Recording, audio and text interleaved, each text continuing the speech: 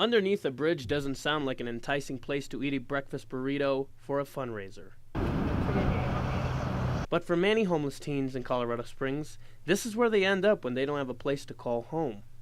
In the winter, I slept underneath an abandoned railroad tracks, and it was cold. I couldn't even sleep, and that was one of the worst nights. Josh Santa Maria became homeless right out of high school, trying to escape a turbulent home life. He stayed with friends and couch surfed, but eventually ended up on the streets. It's hard out here, especially with the drugs and the crimes that happen, and just to be around that negative energy constantly in the streets.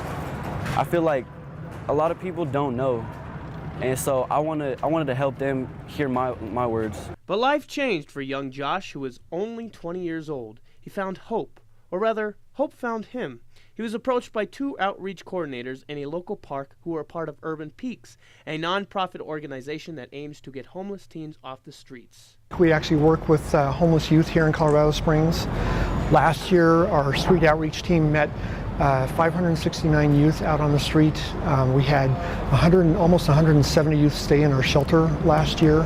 Andy Peterson is the Director of Development for Urban Peaks, and while he recognizes how Urban Peaks is changing the lives of homeless teens, he knows he needs a lot more resources to have a bigger impact.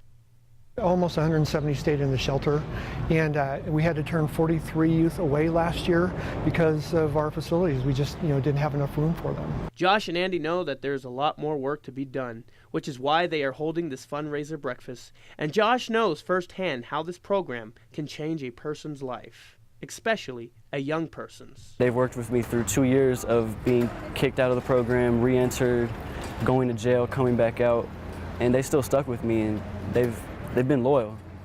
And that's just good to have those types of people in your life, especially when there's not a lot of positive people around you. If you'd like to make a donation to Urban Peaks, you can do so online at www.urbanpeak.org. Reporting for Fox 21 News right now, I'm Yama Radke.